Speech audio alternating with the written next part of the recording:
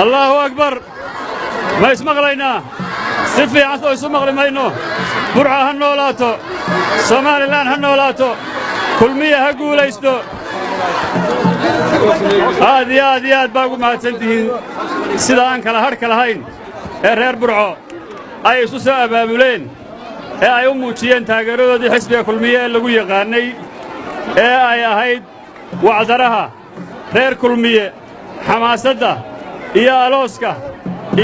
يا كامبينكا عندنا كم قاعدوا حسبي يرورور سهيب يبينا كو قاري مايو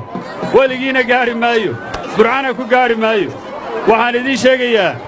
رير برعو وفد بلارن باينا لجوغا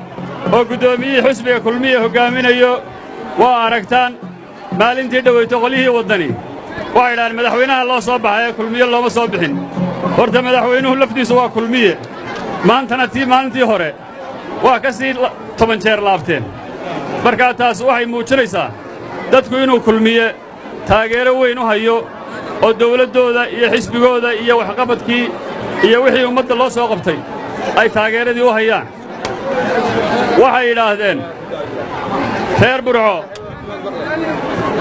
gudoomiyaha imika markay la hadlayeen ay taageeradan muujinayeen burco caadadii weeye farda coobiyo weyn iyo hablihii cadcadaa iyo rag casuus lama keenay sow sidaa ma ahayn halkan waxaa ka hadlayey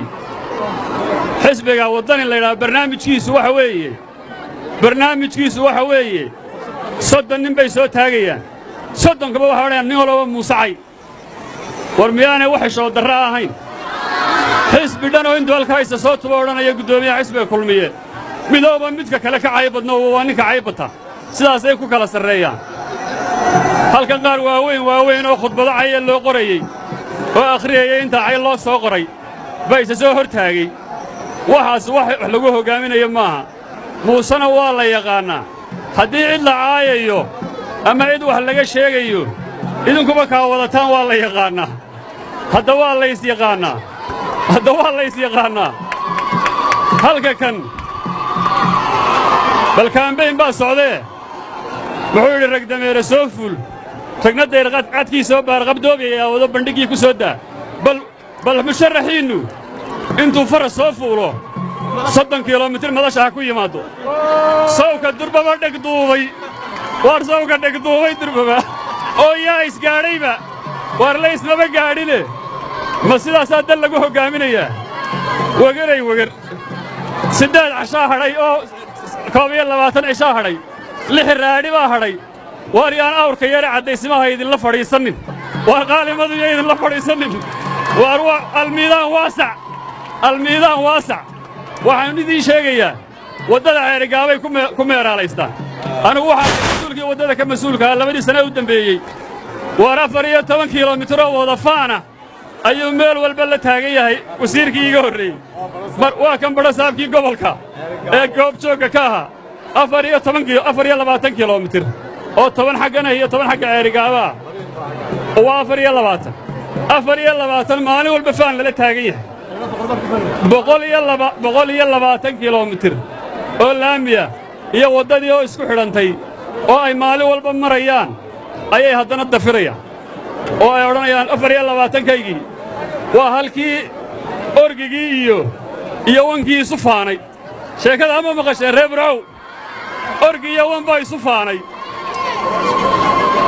orgigii baa wuxuu yidhi labadaydan awlal maxaad u soo dhigtay dabeedna